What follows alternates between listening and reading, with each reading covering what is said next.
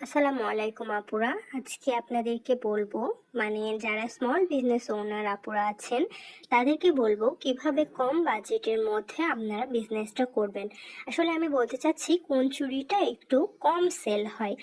আমার এই 2 বছরের বিজনেস ক্যারিয়ারে আমি সব থেকে কম সেল করেছি 2.8 এবং 30 সাইজের যে চুড়িটা আছে সেই চুড়িটা। 30 তো পাওয়া কাস্টমার পাওয়াই যায় না বললে চলে।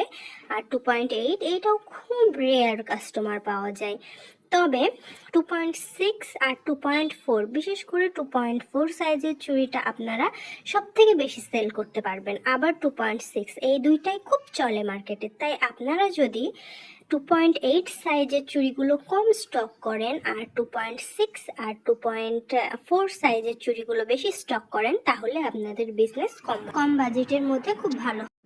আসসালামু আলাইকুম আপুরা। আজকে আপনাদেরকে বলবো যারা স্মল বিজনেস ওনার আপুরা আছেন তাদেরকে বলবো কিভাবে কম বাজেটের মধ্যে আপনারা বিজনেসটা করবেন।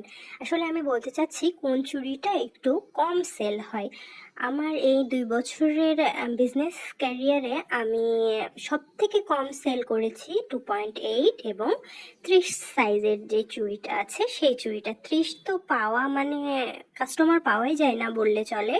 আর 2.8 এইটাও খুব রেয়ার কাস্টমার পাওয়া যায়।